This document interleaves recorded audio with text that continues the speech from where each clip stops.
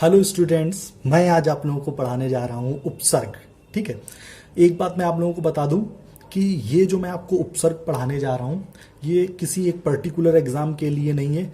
जिस भी एग्जाम में हिंदी पूछी जाती है और उस एग्जाम में अगर उपसर्ग आपके सिलेबस में है तो हर उस एग्जाम के लिए बहुत इम्पॉर्टेंट है और आप बहुत आसानी से चुटकी बजाते ही उपसर्ग को सॉल्व कर लेंगे। जो भी आपका 1 या 2 नंबर का उपसर्ग आएगा बहुत आसानी से कर सकते हैं। ठीक है, तो इस वीडियो को आप लाइक करिएगा, शेयर करिएगा और मेरे इस यूट्यूब चैनल को सब्सक्राइब करिएगा। ठीक है, स्टार्ट करते हैं हम लोग उपसर्ग। तो देखिए उपसर्ग का मतलब क्या होता है, यहां पर लिखा है उपसर्ग। उप का मतलब होता है समीप और सर्ग का मतलब होता है सृष्टि करना। मतलब इसका अर्थ हुआ किसी शब्द के समीप आकर नया शब्द बनाना। ठीक है, या फिर जो शब्दांश शब्दों के आदि, आदि का मतलब होता है प्रारंभ। दो हमने सब सुने होंगे, आदि और अंत। तो आदि का मतलब होता है स्टार्टिंग। जो शब्दांश शब्दों के आदि में जुड़कर उनके अर्थ में कुछ विशेषता लाते हैं वे उपसर्ग कहलाते हैं। मीन्स स्टार्टिंग में अगर कोई शब्द है उसकी स्टार्टिंग में हम लोग कुछ जोड़ दें तो वो एक नया शब्द बन जाता है।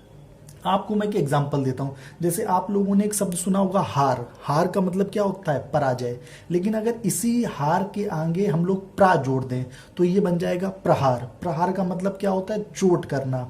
इसी हार के आगे अगर हम लोग आ जोड़ दें तो ये बन जाएगा हमारा आहार। आहार का मतलब क्या होता है? भोजन करना।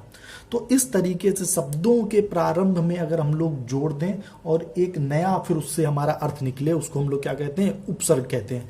आज हम लोग पढ़ेंगे। देखिए उपसर्ग हमारे कई तरीके के होते हैं। संस्कृत के होते हैं, हिंदी के होते हैं, उर्दू के होते हैं, फारसी के होते हैं, अंग्रेजी के होते हैं।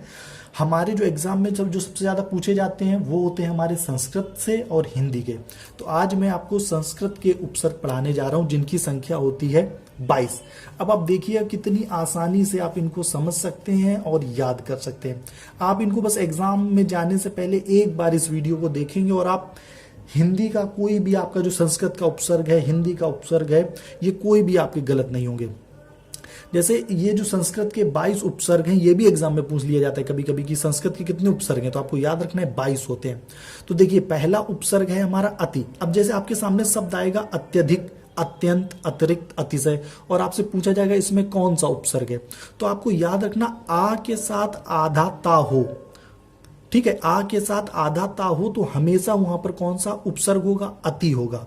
आ के साथ आधा था अति। यहां पे तो देखिए अति दिख ही रहा है, यहां पर देखिए अति दिख ही रहा है। अब देखिए मतलब को समझिए। अब देखिए जैसे इस शब्द को मैं देखूं तो आपको आसानी, रिक्त। रिक्त आपका एक शब्द है, उसके आगे हम लोगों ने क्या लगा दिया है? अति। तो एक ये नया शब्द बन गया। ठीक है, अत्यधिक। ठीक है, तो यहां पर हमारा ये जो क्या था, एक शब्द था अधिक, उसके आगे क्या लग गया? अति।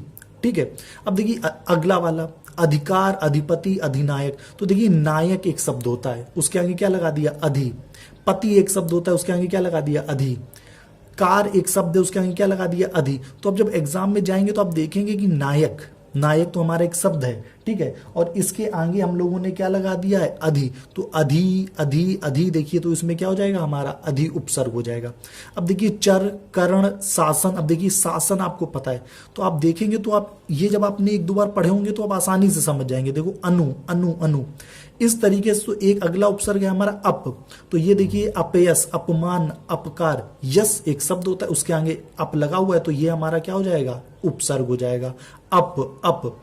अब इसमें देखिए उपसर्ग है हमारा अभी। इसमें देखिए उपसर्ग है हमारा अभी। अभी मुख शब्द होता है, यान शब्द है, नए शब्द है, तो अभी आप देख के ही समझ जाएंगे। आप इसकी 2-3 बार प्रैक्टिस करेंगे। देखिए कितना अब इसमें दिख रहा है हमको। अब क्या है हमारा? उपसर्ग है। अवगुण, अवनति, अवतरण। अब जीवन एक शब्द है, गमन, रक्षण। तो इसमें क्या है? बड़ा आ हमारा क्या है? उपसर्ग है। आप देखेंगे फिर उ, कर्ष, तम, पत्ती। तो देखिए उ और आधा ता। तो उ और आधा ता को हम लोग इस तरीके से लिखेंगे। तो आप याद कर लीजिए उ और ता, उ और आधा दा, उद्भव, भव हो गया, गम हो गया। फिर देखिए देश, वन, हार। तो इसके आगे क्या लगा है? उप, उप, उप। तो हमारा उपसर्ग क्या हो गया? उप हो गया। अब इस तरीके से जब शब्द है दुर्जन तो दू होता है और आधा रा होता है। आप हमेशा याद रखिएगा, दू होता है और आधा रा होता है। दुर्दशा, दुराचार। तो ये देखिए हमारा बनेगा आचार, तो उसमें क्या बन जाएगा? दू और आधा रा। ठीक है, अब देखिए सा, अगला हमारा है दुस। तो कोई भी सा हो, चाहे ये वाला सा हो, चाहे ये वाला सा हो, चाहे ये वाला सा हो, कोई सा भी सा हो हमारा, उसका हमारा बनेगा कौन सा, दु और आधा सा ये वाला, दुष्चरित्र, दुस्साहस, दुष्कार। ठीक है, फिर देखिए ये आपको समझ गया कि दुस होगा, चरित्र एक शब्द होता है, साहस एक शब्द होता है, कार एक शब्द होता है, आकार। अब इसके बाद देखिए अपराध, तो निर हो गया, नी और आधारा, निर्जन, निराकार, आधारा। फिर देखिए निश्चल, निश्चित, निस्सार, तो सिर्फ नी। फिर देखिए नियोग, निषेध, तो अब खुद देखिए योग तो एक शब्द है, तो सिर्फ आपका जो उपसर्ग होगा वो क्या होगा, नी होगा। अब देखिए ये देखिए इसमें क्या होगा, परा, आपको देख के ही समझ में आ जाएगा कि परा हमारा क्या होगा, इसमें उपसर्ग होगा। इसको देखिए खुद समझ में आ जाएगा कि परी होगा, परी होगा, परी होगा। इसको देखिए खुद समझ में आ जाएगा, प्रा होगा, प्रा होगा, प्रा होगा। देखिए स्थान एक शब्द हो गया, बल एक शब्द हो गया। इसको देखेंगे तो खुद समझेंगे प्रति, आधा ता देखिए आता है तो और या होता है तो उसका क्या बनता है, प्रति, तो प्रत्यक्ष में भी प्रति। ये देखिए लिखा है विदेश, तो देश एक शब्द हो गया। वियोग, योग एक शब्द हो गया, तो क्या हो गया इसका उपसर्ग, वी। फिर देखिए ये एग्जाम में बहुत पूछा जाता है और बहुत इंपॉर्टेंट है, संस्कार, संगम, संभव। जब भी अंग की बिंदी हो तो उसका जो उपसर्ग बनेगा वो हमारा बनेगा सा और आधा मा। तो संस्कार कहीं लिखा होगा तो उसका हो जाएगा सम, इसका हो जाएगा सम, इसका हो जाएगा सम, इसका सिर्फ होगा सु, इसका सिर्फ होगा सु, सु। जन, गम, पात्र, तो सुजन, सुगम, सुपात्र। तो इस तरीके से ये हमारे उपसर्ग हैं और इसको आप 2-3 बार देखोगे कि अधि, अति, अधि, अनु, अप, अभि, अब, आ, उत, उद, उप, दुर, दुस, निर, निस, नी, परा, परि, प्रा, प्रति, वी, सम, सु। आप इन एग्जाम्पल्स को 2-3 बार देखेंगे और एग्जाम में जाएंगे आप खुद देख के समझ जाएंगे। जैसे आपके सामने आरक्षण आ जाएगा तो आप समझ जाओगे कि इसमें आ है। उत्पत्ति शब्द आएगा तो आप समझ जाओगे कि उत प्रत्यय है। दुराचार शब्द आएगा तो आप खुद समझ जाओगे कि दु और आधा रा है।